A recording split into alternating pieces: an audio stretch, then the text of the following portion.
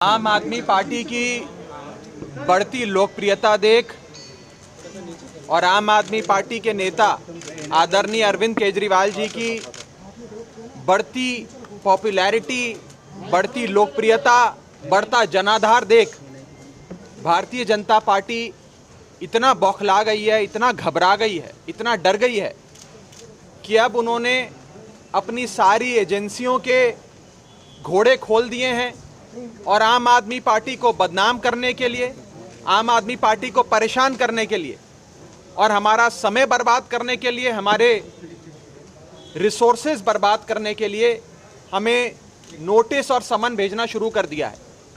उसी श्रृंखला में आज इन्फोर्समेंट डायरेक्टरेट, जो नरेंद्र मोदी सरकार का सबसे चहेता विभाग है, जिसे हर राजनीतिक विरोधी पे छोड़ दिया जाता है, आज उसी इन्फोर्समेंट डायरेक्टरेट ने आम आदमी पार्टी के राष्ट्रीय सचिव को यहाँ समन किया है। 11:30 बजे पूछताछ के लिए हमें यहाँ बुलाया गया है, नोटिस भेजा गया है। जिस रास्ते पे हम चले हैं, इस पे कठिनाइयाँ तो ज़रूर आएंगी। अरविंद केजरीवाल जी ने हमेशा हमें यही सिखाया है कि बहुत कठिनाइयाँ आएंगी, लेकिन हम लोग डट के इन कठिनाइयों का सामना करेंगे। भारतीय जनता पार्टी की इन मंसूबों से, गीदड़ भपकियों से आम आदमी पार्टी और अरविंद केजरीवाल जी डरने वाले नहीं हैं। आपको ये नोटिस की टाइमिंग पे गौर फरमाना चाहिए। मुख्यमंत्री अरविंद केजरीवाल जी उत्तराखंड जाते हैं, काम की राजनीति की बात करते हैं। आम आदमी पार्टी की एंट्री होती है उत्तराखंड में। उत्तराखंड में भारतीय जनता पार्टी को दो बार अपना मुख्यमंत्री बदलना पड़ता है। भाजपा आम आदमी पार्टी को देख बौखला जाती है। आम आदमी पार्टी गुजरात जाती है और अरविंद केजरीवाल जी के नाम पर भारतीय जनता पार्टी के गढ़ में, सूरत में आम आदमी पार्टी 27 सीटें जीतकर भाजपा को चुनौती देती है। भाजपा गुजरात में अपना मुख्यमंत्री बदलने को मजबूर हो जाती है।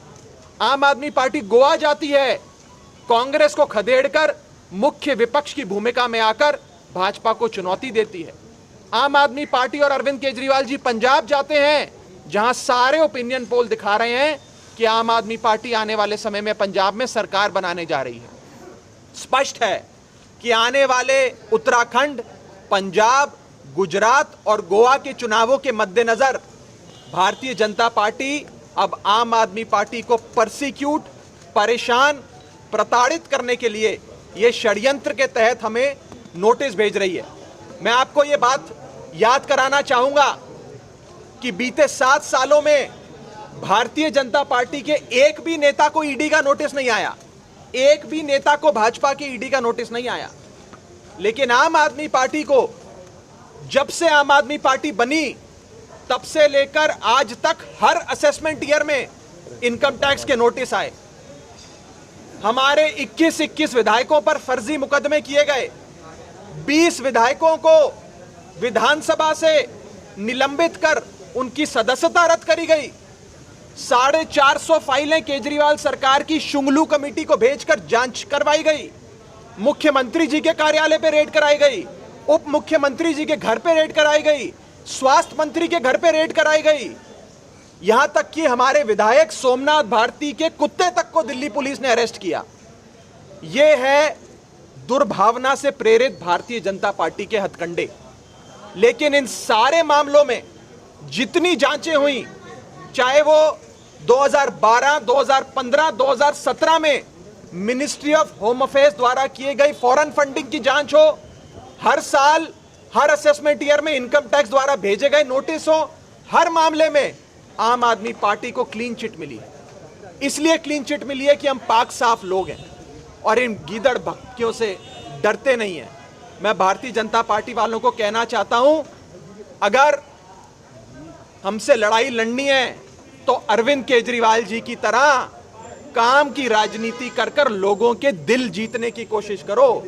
ये नोटिस और ये समन्स भेजकर तुम्हें अगर लगता है कि तुम हमें डरा सकते हो, खदेड़ सकते हो, हम घबरा जाएंगे, तो मैं ये कहना चाहूंगा, आम आदमी पार्टी वाले और अरविंद केजरीवाल जी के सिपाही इस मिट्टी के नहीं बने कि तुम्हारे इन 2 कौड़ी के नोटिस और समन से हम घबरा जाएं।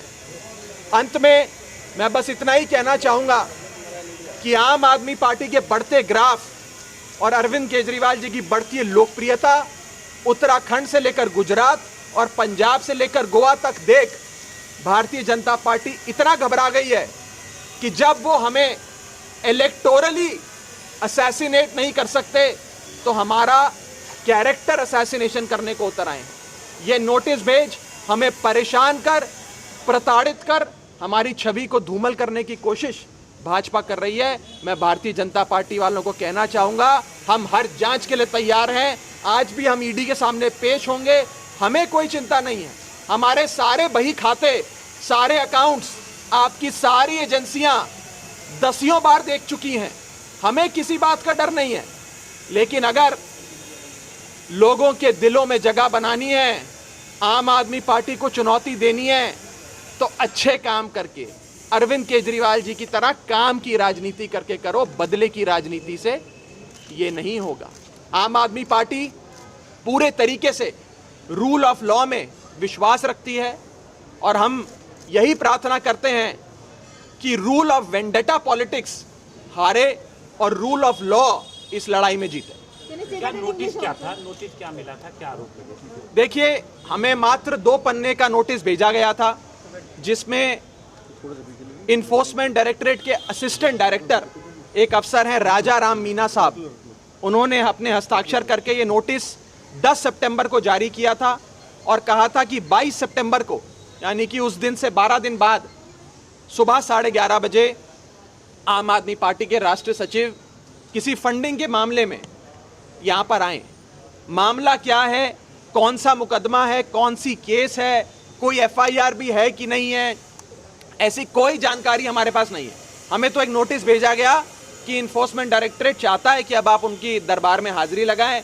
हमें एक लव लेटर आया नरेंद्र मोदी जी की सरकार के सबसे प्यारे, सबसे चहेते, फेवरेट एजेंसी से, तो हम उस नोटिस का पालन करने के लिए आज यहाँ ईडी दफ्तर मौजूद है। Can you say that in English, Raghav? Why are you here today? And do you believe that the notice could have some merit also?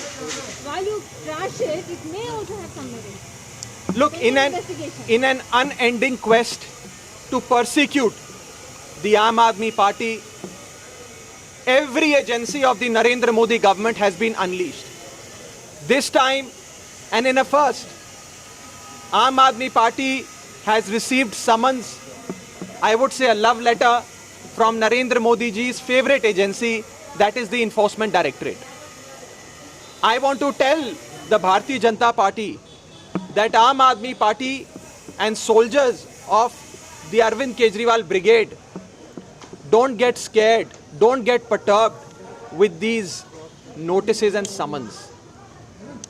And these summons are a result, are a consequence of Aam Aadmi Party's growing popularity and Arvind Kejriwal's growing popularity across the country.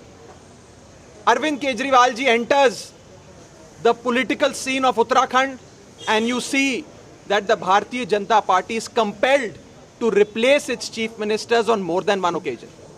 Mr. Kejriwal enters the electoral politics of Gujarat, defeats Bharatiya Janata Party in its fortress, that is Surat, and wins 27 seats. Subsequently, the Bharatiya Janata Party is compelled to remove its chief minister in Gujarat. Aam Aadmi Party goes to Goa, decimates Congress, emerges as the principal opposition to BJP. BJP stands rattled. Aam Aadmi Party goes to Punjab, and every opinion poll, every survey done in this country is showing that Aam Aadmi Party is likely to form a government in Punjab with a thumping majority. The growing popularity of Aam Aadmi Party and Arvind Kejriwal has resulted in these love letters, these summons, these notices from Modi government's agencies. Let me tell you that these notices, summons, raids are not going to deter us. Mr. Kejriwal has always taught us that the path on which we are treading is not a bed of roses. We will face difficulties, we will face hardships, but we are well equipped and have the courage and determination to face all these notices. Aam Aadmi Party believes in the rule of law, and we hope that rule of law prevails over the rule of vendetta politics. These political revenge-seeking departments, like the Enforcement Directorate, that have been unleashed on the Aam Aadmi Party, will not be successful in their attempts. We are here to fully cooperate with them. But we also must understand that this is not a legal notice, this is a political notice. And BJP's strategy is that if you can't electorally assassinate the Aam Aadmi Party, character assassinate the Aam Aadmi Party. This is their mantra, and therefore these political revenge-seeking departments like the Enforcement Directorate have been unleashed on us. Today, I stand in front of the Enforcement Directorate office as the National Secretary of our party is here to appear before the ED. We will most certainly cooperate with the agencies. And let me tell you that all these agencies have over the last 8 years looked into every books of accounts of the Aam Aadmi Party. Not even a single year, not even a single assessment year has passed by when we haven't received assessment notices from the income tax. CBI has raided the Honorable Chief Minister, the Deputy Chief Minister, the Health Minister. Aam Aadmi Party's 21 MLAs were booked under fabricated cases and arrested. 20 of our MLAs were disqualified from the assembly, and Shunglu committee was incorporated to look into 450 administrative files of the Kejriwal government. All these summons, notices, audits, etc. have happened, inquiries have happened.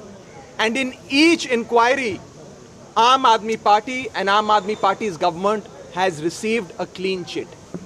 It is because we are pure, it is because we are upright, it is because we are committed to the welfare of people and the betterment of this country. Let me in conclusion say this, that these attempts at vendetta politics will be futile, and we appeal to the BJP that if you feel so threatened by the Aam Aadmi Party and Arvind Kejriwal, try and fight us in the political battlefield. Try to win the hearts of people like Mr. Kejriwal has won the hearts of people. Don't try to intimidate us using these agencies and sending us these summons and notices. Would you say that you are completely innocent in this case pending investigation? First of all, literally, and I say this with full responsibility, literally every penny that the Aam Aadmi Party has received since its incorporation, in fact prior to its incorporation, has been checked multiple times by multiple agencies, from the UPA government to the NDA government, and not an iota of any wrongdoing was ever identified. It's because we run an upright party with an absolutely upright man as our chief with unimpeachable integrity. And therefore, all these inquiries and summons will fall flat. These are nothing but tools to intimidate us because of Aam Aadmi Party's rising popularity and Arvind Kejriwal's rising graph in Uttarakhand, Goa, Punjab and Gujarat.